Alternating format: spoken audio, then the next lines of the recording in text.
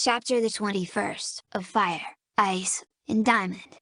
The Battle of Webhoof Village, Part 2. Crack-a-boom. My eardrums almost exploded from the sheer noise of the barrage. Popper and Blueback just barely cleared the gauntlet in time as Ginger and I collapsed in the back of the chariot, exhausted from our harrowing sprint. Breathing hard, I peered over the edge to watch the results. All the weapons struck hit in one overpowering barrage, tearing into the hydras with frightening effectiveness. I saw a juvenile completely squashed flat from a boulder, and several more were sent flying through the air as the ground was cratered beneath their claws. Big Daddy bellowed in anger, a gaping hole now visible in his shoulder where the Mercy's cannons had struck home. They stampeded to the inferno Ginger and I had ignited, blindly drawn to it like moths to a bug zapper, with similar results. The catapults reloaded and fired, sending another hail of rocks crashing down among their midst, the shrieks and squeals of pain and death making my ears lie flat. I saw Captain Tithys on the earthworks. The golden unicorn was unmistakable as he charged what seemed to be a mighty spell. The air crackled around him, and then he stabbed his horn into the sky, where a bolt of gold streaked towards the gap between the two dirt walls and pulsed, forming a massive magical barrier several feet thick and many yards high, almost a mirror image of the wooden behemoth on the other end of the field. Only then did the Hydra seem to realize they had been trapped. They scattered, the smaller attempting to scale the earthworks, where they were met by avalanches of mud and stone and spears. Still, some managed to summit the hills, where they fiercely fought tooth and nail with the guards. The two Leviathan parents simply charged the main wall. They hit it with such force that I saw some of the dead rainforest giants splinter in half, the ponies on the wall almost thrown off from the blow. Crack-a-boom. Another sizzling crash filled the air as the Mercy unloaded a second punishing salvo. The battlefield erupted with bursts of red and brown. Big Daddy took another direct hit, one of his necks holed right through the middle and going limp, tripping up his tree trunk legs. Big Mama roared in anger at this, and proceeded to headbutt the top of the wall, sending ponies flying from its towering heights. The chariots began to circle the battlefield, aiming to land on the northern earthworks. No, Ginger wheezed our Pegasi, to the ships. The ships, a chariot lurched violently as they swung about and powered upwards, aiming back towards Webhoof, away from the carnage unfolding below. The sight of where the ships used to be filled me with dread. Frostsnap had to have been behind that swirling ball of storm. Nobody else was capable of such magic, except maybe Ginger. Popper and Blueback took us higher and higher. We passed the level of the airships, but we were still some ways off. Hey, what's going on? Ginger had to shout over the rush of wind. They ignored us. What the hell? I glanced up at the pulsing sky. Why was it filled with the northern lights? I squinted hard. There, still high above, was another ball of activity, this one made up of a great multitude of small black specks. Every few seconds, a small burst of light would go off in their midst, accompanied by a sharp crack. Abruptly, one of the waves of light stretched down from the stars and smashed right through it, sending a great many of them flying. I clenched the side of the chariot in apprehension. Something was controlling the aurora. I hoped it was on our side. Popper, Blueback, answer me, Ginger roared. Nothing. They only seemed spurred on by this, pumping us up higher still. We were passing the second ball now. I looked down. We were very, very high up. What the buck are you doing? Ginger was screaming now, a twinge of fear. I didn't blame her. A terrible thunderclap split the sky. I looked around and panicked for signs of an explosion, before it hit me. That had come from below. I gazed down, back at the distant battlefield. 3 great mushroom clouds had arisen from the center of the gauntlet, and I could see a shockwave traveling across the land in all directions as the fireworks went off. Such was the force of the detonation. The effects were lost to me though, as the great clouds of smoke obscured the field. Crack-a-boom. Apparently there had been survivors. Not for long. We had reached what seemed to be the apex of our flight now, and the Pegasi leveled out. Popper turned his head back towards us and leered. I stared in shock, mainly because his neck had twisted 180 degrees. His eyes flashed as they warped into a reflective blue, and both Pegasi were surrounded in a similar colored aura for a few seconds before revealing what had formerly been ponies. Black, chitinous shells, insecticidal wings, pointy fangs, crooked horns, Swiss cheese legs. Changelings. Fuck. Changelings, Ginger gasped. Buck. My thoughts exactly. The one that had formerly been proper hisses, and on some unknown signal, the pair spun over, sending the wagon upside down. Reacting on pure instinct, I managed to snag a claw on the side, dangling almost 1,000 feet in the air as the wind whipped around me, blowing my hood off. Ginger wasn't so lucky, and fell silently away, looking up at me stupidly, as if she couldn't believe what was happening. The changelings hissed and made weird, chattering noises. The blue-backed changeling smiled at me, showing a mouthful of needle-like teeth. "Time to fly, Diamond Dog," it cackled. "Wild Daring's in trouble?" "I don't think so," but he was right. I couldn't fly. "It's called falling with style," I retorted, before the section of wood I had snagged was wrenched out of the chariot by another gust of wind. I gave them the finger, and then dropped like a rock. My body's instincts were useless up here. I was a creature of the earth, not the sky. As I fell, claws still locked into the plank of wood, my very human brain realized this and seized the moment, like the opportunistic creatures we are. A complex firing of chemicals deep inside that blob of pink matter sent an electric signal rocketing faster than the speed of sound down the superhighway of nerves called my spinal cord, where it alerted the adrenaline glands it was time to get off their lazy asses and work. "Thank you very much." The twin organs pumped a hot dose of stimulants directly into the bloodstream, where it raced into the heart, which immediately started jackhammering away with such force that my vision pulsed in time. The increased blood flow finally backsurged into the brain, carrying the supercharged payload along for the ride. The brain's response was profound. The insights it revealed to me in this state were even more so. A simple glance downwards provided me with a rough estimate of the distance I had to go. Approximately 1,975 feet until instant death. Excellent. Ginger was somewhere in between 1,800 and 1,650 feet, and was rapidly approaching terminal velocity. I quickly deduced that it would be possible to reach her if I managed to accelerate to that speed before she did and maintain it by using the standard formula for gravitational pull on Earth, 9.8 meters per second, squared, simpletons, and simultaneously calculating an estimate of her own rate of descent. Once I reach her, I should have enough time to attempt to launch her back into the sky. As we were both falling, that would result in my own speed increasing. Every action has an opposite and equal reaction, Philistines, while, with the superior strength I now possessed, I might be able to slow Ginger's descent enough to make the fall survivable. In Neanderthals terms, brain safe fall faster. Throw Ginger up. Also, need bacon. Bacon good. That entire process took exactly 1.43 seconds. I adjusted my calculations accordingly. I shook off the plank and slimmed out, diving towards the ground like a furry torpedo. The reduced drag allowed me to cut through the air like a knife, and I almost felt my stomach sink with the acceleration, despite being upside down. For an instant, I realized how peculiar it was that for a species that was supposed to be landlocked most of the time, I spent a great deal of mine in free fall. There she was. Ginger was falling face up, looking at the sky with a blank expression on her face. She was completely limp, as if she had given up. Was I seeing that peculiar moment where one's life flashes before one's eyes? If so, I was sorry I was about to interrupt it. I closed the distance quickly, holding out a paw for reach. We were approaching that swarm of black specks now. From the glinting of the aurora off of what seemed to be dark carapaces, I made an educated guess that these were changelings as well. Closer, closer, almost there. Ginger's eyes suddenly blinked and focused. Her moment of reflection was over, it seemed. She watched me tearing through the air towards her, with a curious expression, either unaware of her situation or completely resigned to it. So close. 10 feet, 8 feet, 7.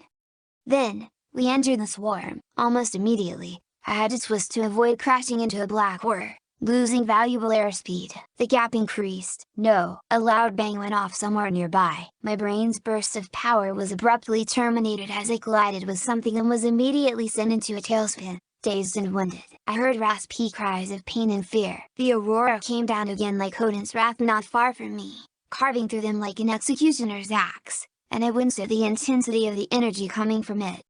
Catch them, I heard a voice cry. Was that disarray? I'll hold back the shapeshifters.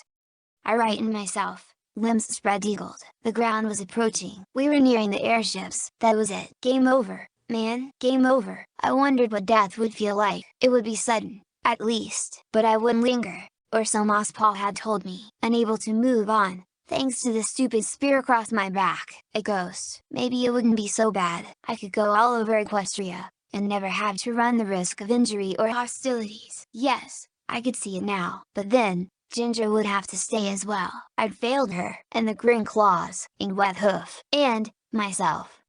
Daring Do's words to me came unbidden. Things are going to happen that you won't have control over. Things that won't be your fault, but you will get swept up in them.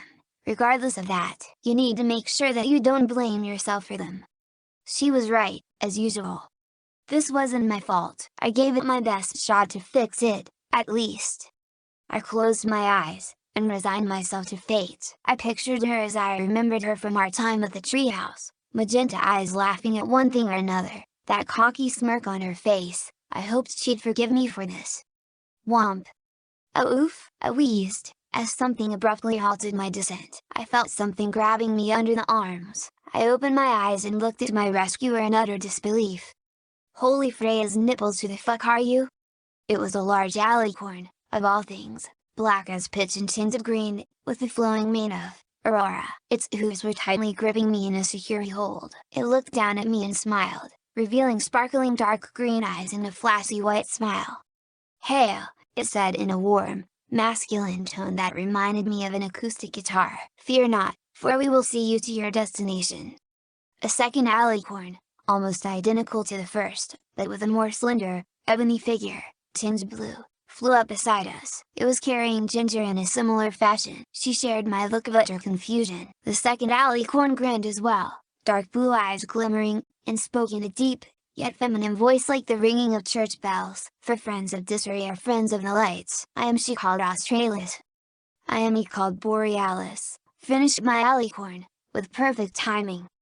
Borealis, Australis, my brain finally resumed working with a startling realization. The northern and southern lights. These guys were behind the Aurora, and they were helping us. "Thank you, Disarray." "We need to get to the airships," blurted Ginger, who seemed to have found her tongue. "Can you clear a hole through that storm?" Your Majesties," she said, unsure of what to call them. Australis chuckled. "We care not for such titles, young one, but yes, we can assist you. We shall halt the winds that bind the ships." Borealis paused momentarily, flinching as if struck, and glanced up, his eyes widening in horror. "Or maybe we won't have to," he murmured. Australis followed his example. "Oh, no," she breathed. I cringed as the night lit up as bright as day, a terrible blast from above even dimming out the Aurora, far more brilliant than the sun. It was purple-pink, the same color as my claws. Then the shockwave hit. We were knocked back like leaves in a stiff autumn breeze, the alicorns struggling mightily to control themselves. It washed over us, tinging everything violet and making my skin tingle furiously. My nerves contracted weirdly, my vision flashed. When the sensation passed, I shook my head to regain my senses. The storm had been blown away from around the ships by the force of the mysterious explosion. I could make out figures on the two decks. One of them was the unmistakable color of Daring Do, another was pure white. There was a third. It was blue. "Brace yourselves, young ones," cried Borealis. "For we must return to the skies at once. This landing may be a little rough," his twin answered. "Uh-oh. Asterisk. Zap." Another changeling was smacked out of the sky, trailing smoke. Entropy quickly snapped his wings to his sides and fell several feet, narrowly avoiding two more of the creatures as they collided with each other above him, before he extended them out to full span, catching the uplifting thermals and propelling him onwards. He charged his magic once again, horn igniting a purple-pink, and winced as he fired, a trickle of sweat causing him to close an eye. Zap, zap. Despite himself, the alicorn grinned. "That's two more changelings who wouldn't be troubling anybody else." The swarm was still strong, though, and he was beginning to tire. Several scrapes and bruises dotting his figure were evidence of his careless lapses of attention. His colorful robe all but tatters now. They couldn't keep up with him, but they didn't have to. They were so numerous that he was constantly surrounded, constantly kept on the edge of his hooves. One major slip-up, and they'd tear him to pieces. Those sharp teeth of theirs were particularly nasty, not to mention those jagged horns. It was like a dance, the alicorn reflected. Only if you made a bad step, you died violently. Zap. Luckily, changelings are terrible dancers. Entropy carved another swath through them, his horn slicing and stabbing, leaving shredded and plummeting bodies in his wake. He risked a glance behind him. There was one on his tail, doggedly pursuing with the mindless stamina of a drone. He juked and rolled away, striking out at a nearby foe and neatly crushing its carapace. The pursuer was still there, still trailing, and it was gaining on him. He realized with shock. Either he was reaching his limits or this one was a cut above the rest. A foe like this could not be left unopposed. He must face it at once. Entropy whirled and snapped open his wings, sending himself screeching to an absolute halt. He lowered his head, horn pointed out like a lance, ready to impale the changeling as it careened towards him, unable to halt its momentum. He did not expect his foe to copy his move from earlier, closing delicate wings and dropping. They had learned, it seemed. It was barely enough to miss Entropy's point by mere inches, but more than enough to send a jagged black horn through the alicorn's chest. The pair hung for an instant, as Entropy gargled in pain, looking down in shock. The changeling looked equally surprised, both at its luck, and from the beams of purple-pink light that were seeping out of the pony from around the changeling's horn, which had pierced its foe up to where it met the forehead. The changeling planted two old hooves on him and pushed him off, tearing out vital flesh as the spiky horn withdrew with a ripping, tearing sound.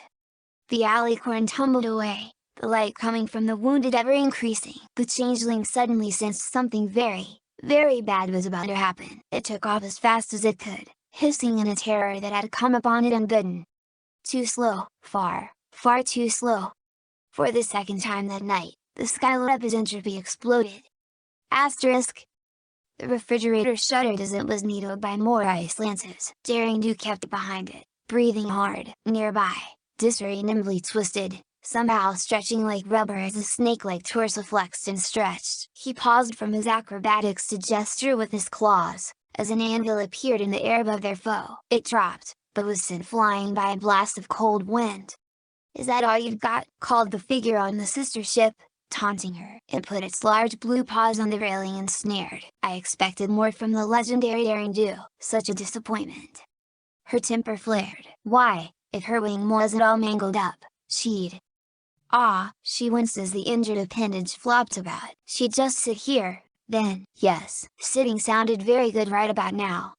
"Duck and cover," crowed the Draconicus. "Eat pineapple, you icy fiend." A prime example of said food appeared in his paw. He tore out the leaves with his teeth and pitched it at the mayor, who promptly evaporated as it harmlessly passed through him. The spiky fruit exploded, charring the deck and making the refrigerator shudder. "I think somebody's in the mood for..." The sunglasses appeared on his face again. "Fruit salad." Daring Do never knew where the answering cry of "ah yeah" came from, and she never wanted to find out. Several more pineapples appeared in Disarray's appendages as he lobbed them across the deck. The fridge wouldn't hold out for much longer at this rate. "Disarray, I need more cover," she cried.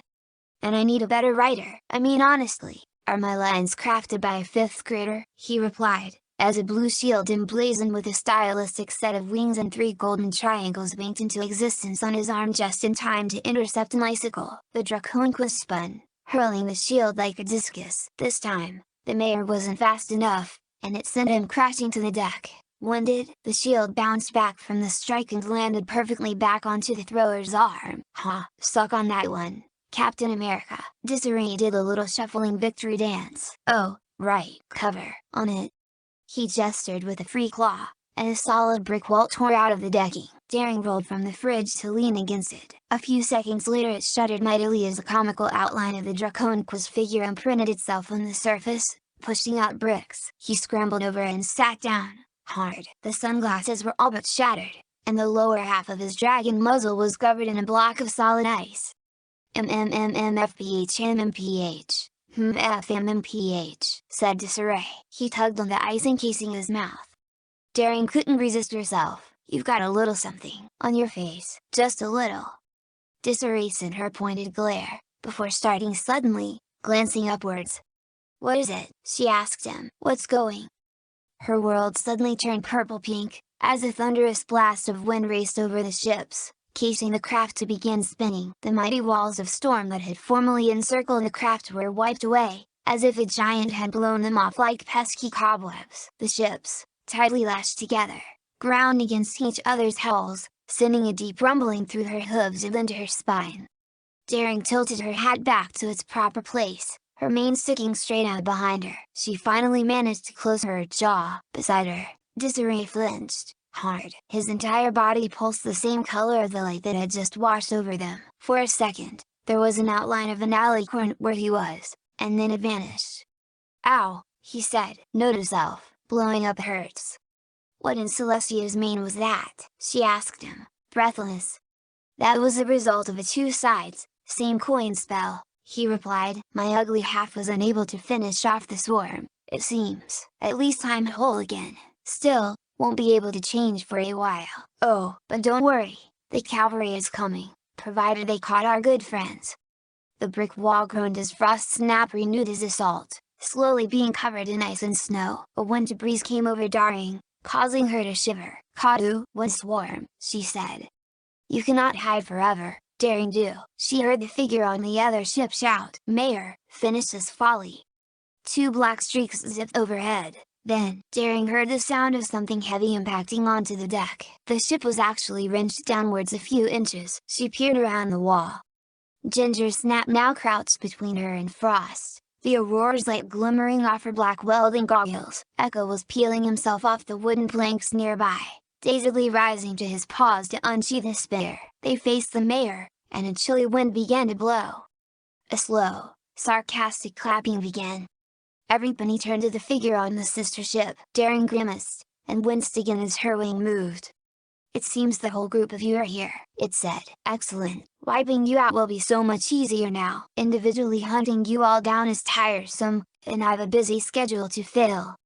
It tensed its legs and leaped over the gap separating the ships, landing gracefully, all rippling muscle under its blue coat. "I am going to enjoy this, very much," said Arizodal. Asterisk. "Coming in hot," the Griffin barked. She seemed to be in charge of this group of pirates, the captain having taken off for the ships for some unknown purpose. She had talons with an iron grip, Coconut reflected, never once loosening her hold around his barrel. They skimmed across the top of the wall, the tip of Coconut's dangling hooves barely brushing the structure. Around them, the other pirates flew in tight formation, made of Mar Griffins and Bigasi, but there was a scattering of earth ponies and unicorns, being carried in a similar manner. They dived, plunging over the edge and narrowly avoiding the neck of Big Daddy as he continued his enraged assault on the wall. Coconut felt his face pull back as they raced straight down. The Griffin carrying him let out a cry of joy. "Now this is flying!" The squadron pulled up at the last second, weaving through the thick of the field now, all craters and rubble and mangled hydra bodies. He struggled not to heave his lunge. When the fireworks had gone off, Coconut had been struck dumb. The three magical explosives detonated simultaneously, more or less with enough force to liquefy the mud beneath the hydra's claws, and outright vaporize a good many of them. A terrible blow, but some had survived. Big Mama had been standing directly over one, and the hydra's sheer size had actually shielded a number of the offspring around her as the ground erupted. Those juveniles were now attempting to flee, scaling the embankments by climbing the bodies of their slain kin. Of the parents, only Big Daddy remained, but if the benevolent Mercy had anything to say about that, then not for long.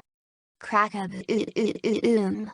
The Leviathan's body was ripped apart as the salvo slammed into its scaly hide. A direct hit. Slowly, the massive creature leaned backwards, bleeding profusely from multiple cannon wounds. A keening bellow sounded from one of the two necks it had that were still functioning, the others, battered or ravaged beyond saving. It collapsed like a great tower falling down, and the ground shook when it finally came to rest.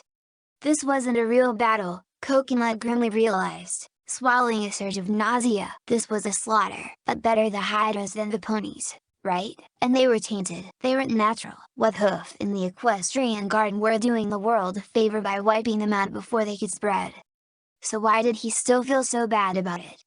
The ground came up beneath his hoofs. He was back at the northern earth wall, behind the palisade. The grip around him vanished, and he stumbled under his own weight until he remembered how to walk again. Coconut looked round. There were no ponies on this part of the fall. They'd gone to the areas where the corpses piled high enough for the hydras to scale the embankments with ease. The pirates had flown back off over the battlefield, and proceeded to reap the harvest of death, picking off any left alive. The hydras were done. All but a few remained, and those were even now being torn down by his fellows in gold or forest-colored armor. A nearby mare wearing the former color of protection was slumped against the wooden palisade. Was she alright? He was about to go over to her when a scaly head burst through the wall, not 3 feet from where she was laying. Poor Sepals, a juvenile, but still deadly. Coconut let out a wordless yell and rammed the thing with an armor-plated shoulder, folding its neck at the point of entry until it snapped with a terrible crack of bone. The link slid out of the hole as the Hydra's weight pulled it back down the earthen wall. Coconut looked through the hole. Its other heads were limp and dangling, seared from the fireworks blast. He'd killed it. He shuddered, and finally heaved up his lunge to the side, staggering around until he collapsed onto the ground next to the mare. He began to shake as salty tears blurred his eyes. The mare on the wall put a hoof on his shoulder. "We did it," she gasped to him weakly, cradling her side, where the metal plating had crumpled into her ribs like it had been made of paper. A juvenile must have gotten her in its jaws, unable to break through the solid material. Coconut gritted his teeth and swallowed his misery. Time enough for that later. He was a stallion, damn it, and it was time he started acting like one. He rose and began to strip her of the armor to see the damage. He wasn't much of a healer, but he knew rudimentary first aid from his training. "Yep," he said sadly, "hopefully we'll never have to do it again. Hopefully."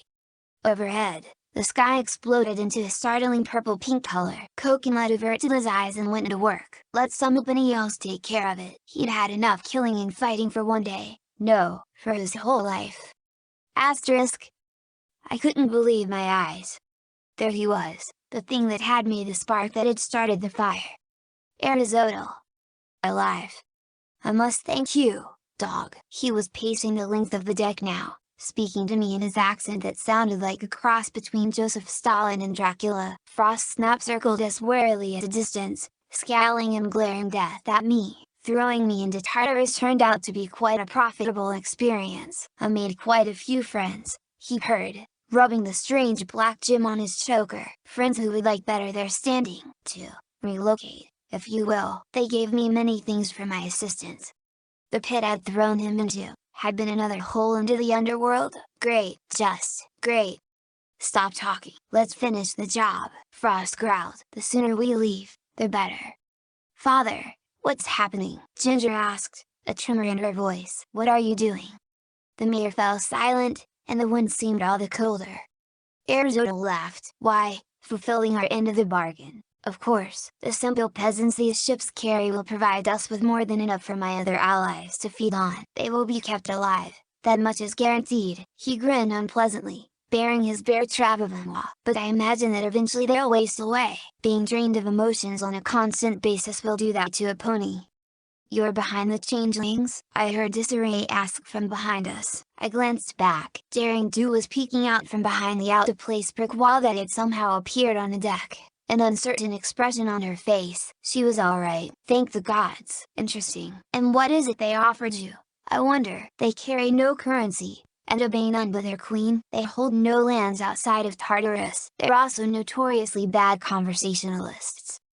"Power," Arizodal replied, stroking the gem again. "They gave me the strength of the underworld, an army at my back, and promises of even more, and all they wanted in return was food. Can you imagine? Huh, it was a dream come true. They serve as a distraction along with the Hydras, while I make off with the entire town. Simple." "What are you doing, you fool?" Frost Snap hissed. "Stop revealing everything."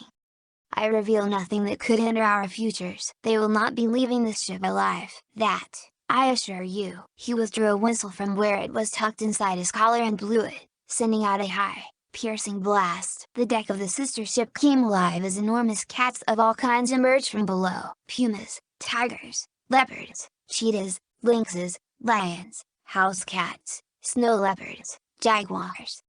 And lo and behold, a familiar fluffy white kitten, glaring at me with absolute hatred in its eyes. Grab! There was the sound of flapping feathers, and the sky around the airships was suddenly filled with pirates, griffins and ponies alike, all roguishly outfitted and scruffy enough to make their mothers cry. Several were holding members of the Web Hoof and Equestrian Guard, who looked to be knocked around quite a bit. They flew onto the deck delighted, dropping their cargo at our feet. Cloud9 was among them. She staggered her hooves, wings bound at her side with rope, like the others who the pirates had captured, trying to breach the storm. These feather brains jumped us. She was bleeding from a gash on her forehead, just under the lip of her helm, and those ropes looked very constricting. I moved to undo them, when I felt something extremely sharp tap the hollow of my chin. I froze. "Don't even think about it," said Griffin the Griffin, keeping that monster sword of his steady. "All of you, get together now. And you too, the Pegasus and that thing behind that wall over there. I haven't killed anything yet today, so I'm a bit cranky. Don't make my mood worse, so move it," he barked, stomping the deck with a lion paw. "Except her," he added, looking at Ginger. Ginger ignored him. "Cloud, are you alright?" she asked, as she untied the Pegasus with surprising tenderness. Cloud9 gave her a shy grin. "Been better, Ginger." "Whoa, didn't see that coming." "Do what he says," Ginger told her, before turning back to resume her position away from the group. She shot a glare at Griffin. "I thought you were locked up." "I was. Winter's here," he said with a smirk. A change of seasons was in order. That seemed to mean something to the mayor, because her eyes widened and she started, before glancing at Frost and Arizona and thought better of it. The captured Bigasai, Daring Do, Disarray, and myself were quickly rounded up. Disarray looked amused with the whole thing, as if it were one big joke. Only Ginger was left outside the group. Griffin's pirates encircled the entire gathering, and the captain himself strode to stand beside Frost Snap. Arizona actually looked impressed. "It seems you have pets of your own, Mayor. Perhaps I underestimated you." Griffin snorted. "That feathers, mate. If you've got the bits, you can call me whatever you want." Frost said nothing, instead electing to continue to stare daggers at me. Arizona then resumed his gloating. "It was far too easy," he continued. "The job was halfway done before I even took it. The gradual corruption of those disgusting hydras was accelerated easily enough, thanks to our beloved mayor." Here, he gestured to Frost, who had the decency to look somewhat ashamed. "You?" Ginger shrieked. "You were behind the hydras, in working with the changelings, but you're the mayor," she finished pathetically. "The mayor of traitors and liars," Frost shot back, venom in his mad and icy blue eyes. "The world would be better off without them, so they'll be replaced with loyal, trustworthy allies, with changelings." He slowly approached her, encircled. She didn't move an inch, but watched him with distrust. "Can you imagine it, Ginger?" he said as he trotted around her. "I'll have it all back. We'll have everything back. It will be like nothing ever happened." "You happened," Ginger said evenly. Asterisk. "You happened." Frost ignored that. "I know you've been wishing it as badly as I have. You could have it. Back when everything was good again. We can look at the clouds again. Me, you, and your mother. We could run through the forest and laugh and smile and nothing could take that away. All the ponies who have passed away over the years will be back. We'll have gone back in time. We can start over. We can do things right." Ginger shook her head sadly and raised her goggles. "See these? A pony once gave them to me so I'd never forget what I lost. What we lost. You can't replace her, Father. She is gone." They looked at each other for a time, silent and still. "So be it," the mayor finally said. "You've thrown your lot in with them. The new Ginger will never betray me like this." "Not many will." Arizona chuckled darkly. "It seems your time down there has touched a little more than your heart," Frost snapped. "Perhaps you should have stopped after one drink from the river." "Yes?" Nearby, Griffin spun his sword on the deck by the point, watching with interest, his eyes unreadable. Silence. Frost roared as he whirled about. "Or I'll freeze you solid and shatter you like glass. I will take no spite from you." Several of the pirates moved forward as if to back him up. "Stay where you are," he growled. "If I need your help, I'll ask for it." "You dare threaten me, the terrible Arizona?" The blue creature looked amused at the very notion. "No, I threaten the coward who hides behind his pets." The hulking blue creature narrowed its eyes at him. "A coward, am I? Come see if you're right, and we'll know who the coward is." They had been moving closer and closer to each other, to the point where they were within spitting distance. The cats on the Mercy 3 milled around, unsure of what to do as their leader whirled. Slowly, I placed a paw on Ginger's shoulder. She flinched and turned as if to strike, but stopped herself. I tilted my head backwards, indicating we should retreat. The mayor and Arizona didn't move an inch, neither backing down. Insanity faced off against evil. The tension was palpable, like a coiled spring. Frost moved first. He lunged, faster than I could believe was possible, his horn extending into a great icy spike aimed straight between Arizodal's heart. The foe didn't even move. Frost's horn sank into the great blue chest, right up to the forehead. Several of the cats let out loud caterwauls. Arizodal merely smiled, with the horn still in his body, and took a step backwards. Frost slid out of him, his horn coated bright red. The mayor was absolutely thunderstruck. The gem on Arizodal's collar pulsed black. The circular wound on his chest began to move as the flesh began to stitch itself back together before our eyes. "Please," he said, "don't patronize me." He twisted to the side and coolly extended a single, terribly long claw. He whipped back around and sank it straight into Frost's throat, up to the fingertip. The mayor gagged on it, coughing up blood. His eyes widened in surprise. Ginger let out a squeak of shock. No, Mosspaw had appeared by my side again. In a single movement, Arizodal sliced the mayor wide open from his neck to his tail. The white unicorn stood for a few more seconds, shuddering violently, before he pitched over to the deck with a wet thunk, a tidal wave of blood and gore spewing out from the fearsome wound. He looked in our direction and said something, but all that came out was a sick gurgling noise. His eyes were filled with fear and disbelief. Arizodal stood over him, such potential, but no respect for his betters. A pity, really. Frost Acorn has fallen, Mosspaw's voice resounded in my head. He sounded as shocked as I was. Then the blue one is now the prey. Griffin loomed over the fallen mayor, who was still convulsing on the ground, gargling on his own blood, and looked at him with disgust. He spun the sword over his head and brought it down in an arc of black metal. The unicorn's suffering was halted in one merciful blow. "Even pirates are against letting a pony die like that," he explained in a tight, clipped voice to Arizodal. He flicked the blade to the side, leaving a spatter of crimson on the decking. The hulking beast was unreadable. "Perhaps. I've slain your employer. Serve me, and you will receive all that he offered you." "You sure about that?" the Griffin replied. Arizodal's eyebrow rose. "I am." He turned to his cats again and pointed at us. "Kill them. We've lingered here long enough. We must sail away before the changelings' numbers fail." The presence of the lights was unexpected.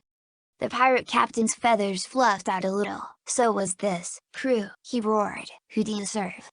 "Captain Griffin," they roared right back. "And who does he serve?"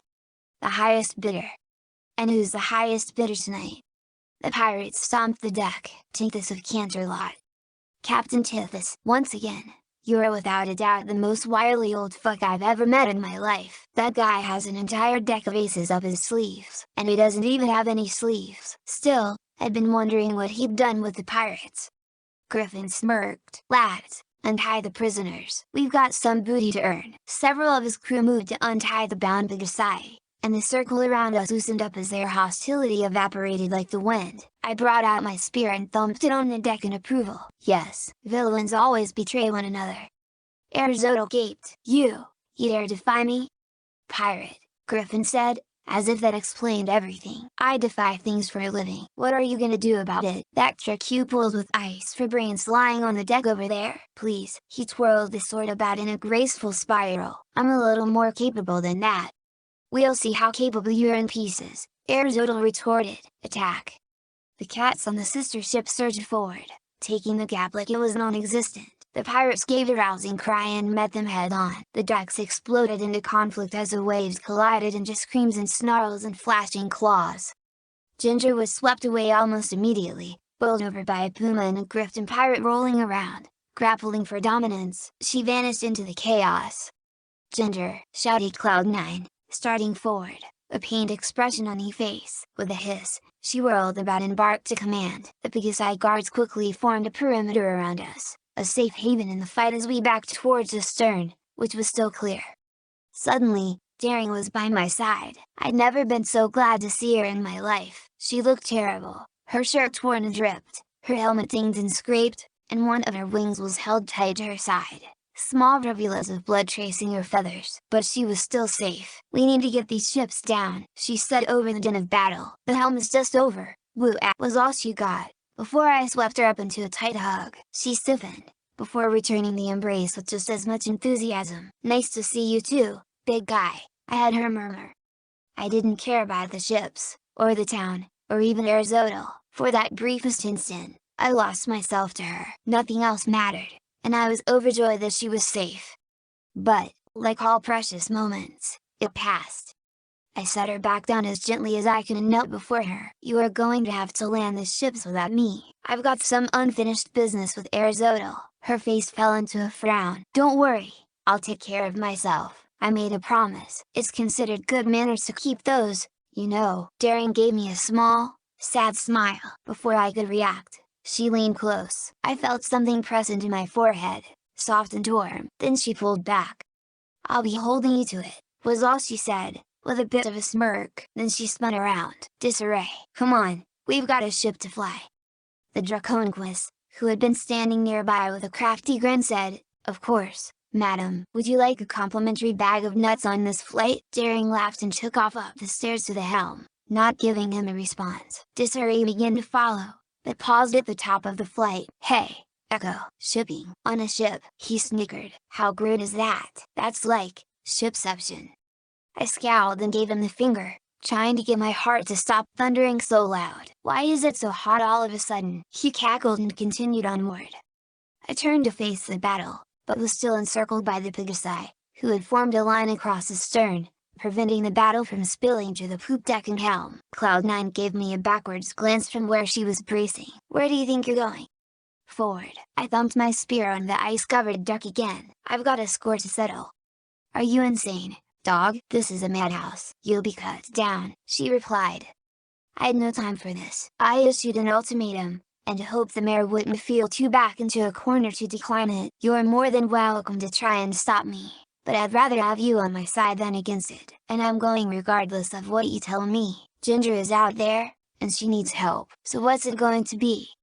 Cloud9 frowned for a few moments. When I'd said Ginger's name, her eyes widened. She looked to the Pegasus on her left. "Poor bird, hold the line. I'm going in with the dog to make sure he doesn't get himself killed." She stood aside, allowing me to pass through them to the fight. With a grunt, I went down to all fours and sprinted through, tackling a large leopard, squashing him flat into the deck. My teeth met in the back of his neck, and he went limp. I shook my head savagely and tore out a hunk of flesh, swallowing it greedily. "Meat. Oh, how I've missed you." I tossed him aside, muzzle now covered in blood. Cloud9 looked at me with hesitation.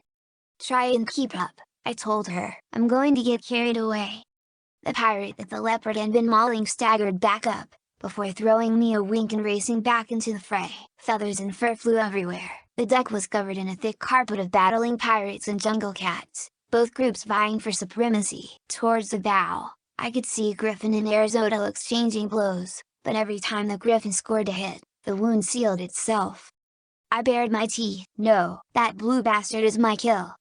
My spear came alive in my hand as I literally threw myself into the fight. It was an ugly thing, with no order or reason to it, a mosh pit of cracking, breaking bones, torn limbs, and bleeding hearts. With no actual skill with my weapon, I simply used it like a giant bludgeon, laying about with long, sweeping strikes that soon began to clear a path to the bow. A tiger sprang onto my shoulder from somewhere behind me. I went down hard, and its weight pressed me into the deck. I couldn't reach it. Savage jaws closed around my forearm as it tore off my bracer. I heaved and twisted, but it slammed me back down. Claws raked down my backside, but the segmented spine plates did a good job of absorbing the blows. I heard the tiger wheeze in surprise as its bulk was lifted from me. I rolled over to see Cloud9 bucking it in the face. "I guess I caught up," she said, pausing between kicks. "Smart ass." I surged back to my feet, but no sooner had I risen when a panther came out from the front. I brought my arms up to block, and the strike tore through my other bracer, the damaged armor falling away as it was ripped off. Recovering quickly, I cracked it over the head with the butt of my spear and punted it away. It rolled into another group of cats, knocking them over like bowling pins. I had to grin at that, despite the situation. Right. A nearby knot of conflict erupted into flame and smoke, bodies flying everywhere. Ginger was up. A whirling vortex of green fire encircled the mare as she sent blast after blast of power into the fray, her goggles glimmering weirdly from the harsh light of her magic. I managed to reach her, wading through another small battle while somehow managing to get my toga ripped and torn. I honestly couldn't believe it had lasted this long anyway. I whistled loudly for her attention, and when she glanced at me, I pointed towards the bow and shook my spear. She got the message. The mare spun on her front hooves, her rear ones suddenly glowing green. With an audible shout of effort, she bucked her legs out to the bow and a mighty torrent of fire issued forth from her hooves in a powerful surge that bowled over pirate and cattle-like for at least 30 feet in a single direction. Cloud9 appeared at my side again, and the three of us charged through the gap before it closed with the press of bodies. There, on the very end of the ship, Arizotl had cornered the pirate captain onto the bowsprit, where he had to awkwardly hover at a distance to avoid getting permanently de-winged by those quick black claws. The blue creature turned halfway to us, one paw keeping the captain cornered, the other poised to strike in our direction. His tail lashed in delight. "Dog, so good to see you."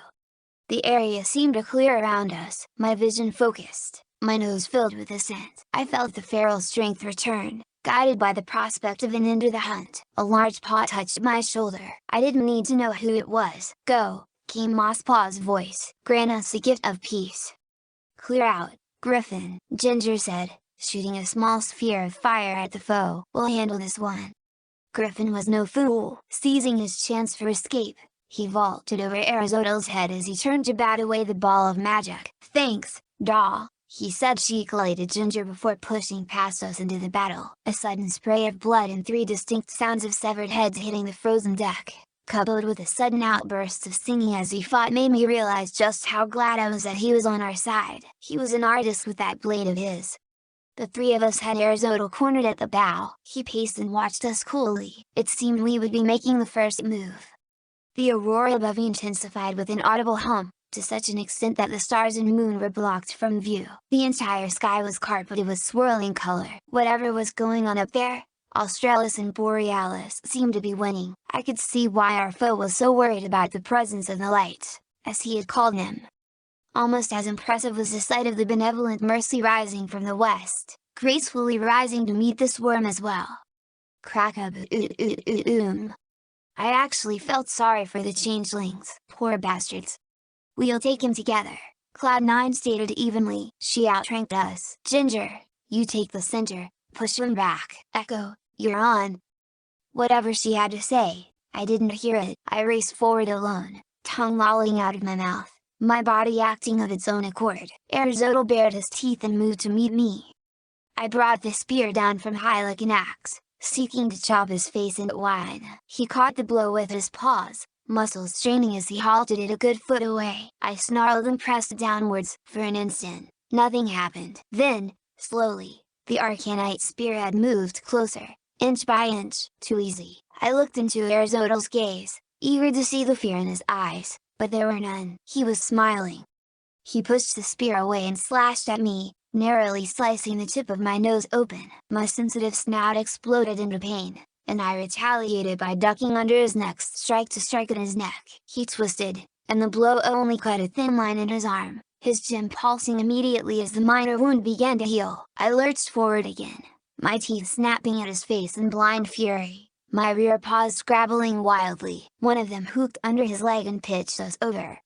Whatever that damn gem was, it was keeping him alive. We fell onto the deck in a whirlwind of teeth and claws and metal. I completely surrendered myself to the howling beast within, giving them an eye for an eye every time a blow landed, regardless of how quickly they dissipated. I was immune to pain. I was immune to fear. I was a diamond dog. With a roar, he locked his legs under me and exploded them into my stomach, catapulting me up into the air. I rolled with the momentum, flipping once and neatly landing on my paws, rushing back to him without even pausing for breath, pushing him, back against the bow. Yes, I had him now. I could push him over. I never saw his tail coming. The prehensile appendage lashed out and swept my feet out from under me. I crashed to the deck, the same exact move he'd used on me the first time we'd met, and I'd fallen for it again. This time, however, before he could press his advantage, an armored Pegasus slammed into his face, sending him reeling. Cloud9 struck out with her hooves again, but missed, giving her foe the time to recover. Arizotl calmly sidestepped and lunged, his impressively large maw closing around her throat. "Cloud, no!" Ginger screamed, racing into the fray, her horn alight. With his pawed tail, the beast gripped her head and smashed her face into the deck, cracking the ice and smearing it with blood. Cloud9 shrieked horribly, her cry warping into a weak gurgling noise as Aristotle pulled his head back, taking half her neck with him. He casually tossed the Pegasus onto the deck, where she landed in a heap of feathers by my side. She rolled into me, convulsing weakly, her life bleeding out. Our eyes met. She silently pleaded with me to do something, anything. I could see myself reflected in her gaze, ragged and bleeding from cuts and scrapes I'd accumulated without my knowing. I looked almost as terrified as she was. And then she died. It was so sudden. With another whimpering gurgle, she just went still. Her eyes glazed over, focusing on something past my shoulder. The terrible wound in her neck, bright red blood. That had been me, I realized. But I'd had daring do to save my life. Cloud9 hadn't a chance. There had been no time. I vaguely realized that there was a shadow looming over me. Arizotle's tail snaked down and grasped me by the throat. He heaved me into the air, and I dangled limply in his grip. The black gem on his collar seemed to shimmer with delight. "Game over, man, game over. Did you really think you could stop me?" he asked. Of course, I didn't respond. "Did you really think that you could best the great Aristotle, who has vanquished foes far greater than you? Stupid mutt, you've been out of your league at every turn. I am invincible." He leaned forward. "And you are nothing more than a mongrel diamond dog, the scum of the world. ... That's it. I'd been relying on my body's instincts to face him. But I wasn't all diamond dog, was I?" My brain sparked to life, taking over from the terrible shock that Cloud9's death had done to my body. What would a human do here, I wondered. The foe is too powerful to face alone. Normal weapons won't keep him down. I'd be annihilated. I needed help to beat him. I needed something else. I needed a distraction. Nearby, Ginger coughed and staggered to her knees. One of her goggles lenses had been smashed, revealing a green eye that actually glowed with rage. Aristotle didn't notice, intent on my imminent demise. Perfect? My brain worked overtime. Countless scenarios played in my mind's eye. Most of them ended in death, several in Ginger dying, but there was one that looked promising. One that solved every single problem in one go. I had to grin wickedly at this. If there's one thing every human is born with an innate talent for, it's finding the easy way out. I definitely found it. Aristotle frowned and glared at me. "You smile in the face of death, fool. There will be no rest for you. I will carve out your very soul and enslave it." "That's right, big boy, keep talking. Just a few more seconds. 3, 2, 1. Let's do this." He never expected his limp, boneless opponent to suddenly surge into motion. I twisted my neck violently, chomping straight through his tail. He shrieked in agony as the blue paw thunked to the ground, but the tip of his tail was already healing. Now released, I rammed into him, right in the gut, and savagely lunged upwards, cracking him in the jaw with the top of my dense skull. He reeled away, cursing in a strange, guttural language. I merely planted my spear on the deck and stood where I was. I healed. I rode to him. Mosspaw appeared by my side again. "You betray us. What have you done?" Aristotle hissed at me like a cat, his wounded tail lashing furiously. "No, you will pay for that." Ginger finally managed to regain her footing. I looked to her and the spear, then back again. Her visible eye widened. I hoped she caught the message. Aristotle hit me like a tank. My rear claws extended, sinking through the ice as he pushed me back several feet until I halted the press. My hind legs strained with all their might. I looked into his face and snarled. My left knee gave way. He surged forward with renewed vigor, tipping me over. Instead of trying to pull away, however, I embraced him, my powerful forearms wrapping under his pits in a crushing bear hug. I fell onto my back, his weight almost knocking the wind out of me. I clenched him to me so tightly that neither of us could move. He let out a piercing wail, his head uselessly flailing over my shoulder. He knew what was coming next. Ginger stood over us, Mosspaw's spear in a telekinetic grip. The edge gleamed, seeming sharp enough to split reality itself. "This is for my father," she screamed, her horn flaring. The weapon streaked downwards and buried itself in the back of Aristotle's neck, straight through his golden collar. I felt him shudder against me as the blade exited out of the front and sank into the ice on the deck. Already, I could see it began to heal out of the corner of my eye. Ginger wrenched it out of him in a spray of blood and gore. "This is for Mike Loud." I felt it stab through his back, straight through his spine and into my chest, where it was halted by my armor. I barely managed to lift a single claw to right, Fire, use fire. She got the message. And this is for Wet Hoof.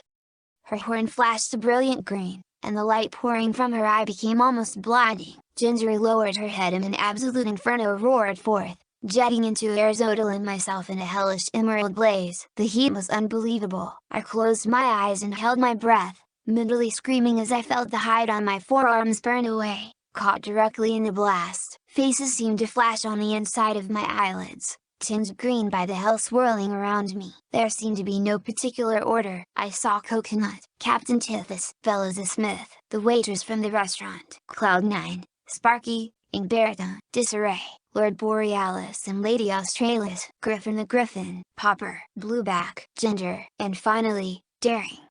I don't know how long I stayed like that. Eventually, I had to wheeze for breath, and was surprised to find the air cool and refreshing. I opened my eyes.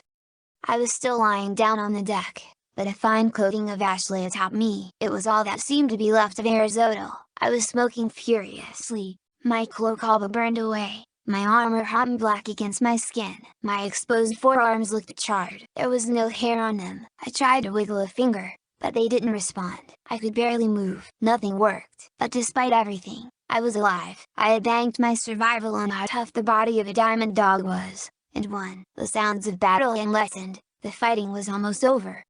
A gust of wind blew away the ash covering me, revealing the black gem that had been inside Aristotle's collar. It rolled off my chest and fell to the deck.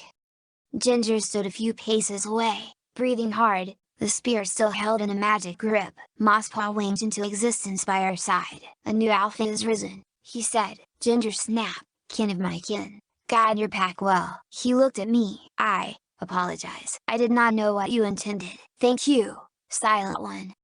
Beside him, two more figures appeared. One was a ruby red mare, the other a strong, noble white stallion who would have been completely unrecognizable had I not seen him before as he once was. They went to Ginger and embraced her, as she finally broke down into weak, heart-wrenching sobs.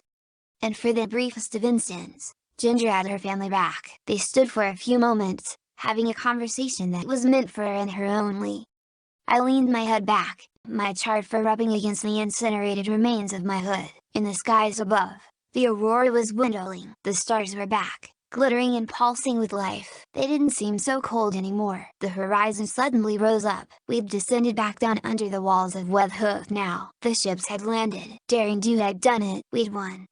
A ghostly shape appeared in my vision. It was Frost, looking down on me with not a trace of hatred on his face. Thank you, Echo, for giving me a second chance. What I failed to do in this life, I will make up for in death. The stallion bent over and touched the tip of his horn to my forehead. I stiffened as a tide of something strange washed over me. It was warm, and tender, and fierce all the same. It was love. It was his love for his family, for his town. It was everything that he had embodied before falling, and it was utterly beautiful. When he pulled back, I had tears in my eyes. I understood now what a pony he had been. The three specters gave us a parting wave, and as one, dissipated from view. Ginger strode over to me on wobbly knees, the spear tucked under a foreleg. Her horn lit up again. I felt myself become wrapped up in a tingly cocoon, but it fizzled out. She moaned and collapsed by my side, exhausted. Next to her lay the corpse of Cloud9. I heard her whimper as she reached over and closed the dead mare's eyes. "It's all over?" she asked me weakly. I managed the tiniest of nods. Good. The firestorm must have taken a lot out of her, because her visible life fluttered closed, and she went still, her chest rising and lowering steadily. I felt the world begin to sink away, the peculiar sensation of falling into myself. The toll of the last few days was catching up to me all at once. I craned my gaze to the sky. The last thing I saw before the blackness overcame me were the stars. Author, this chapter is dedicated to my editor, Nathan Traveler, without whom, this story would completely blow chunks. Thanks, mate, from the bottom of my 3 sizes too small heart. Also, it's ha.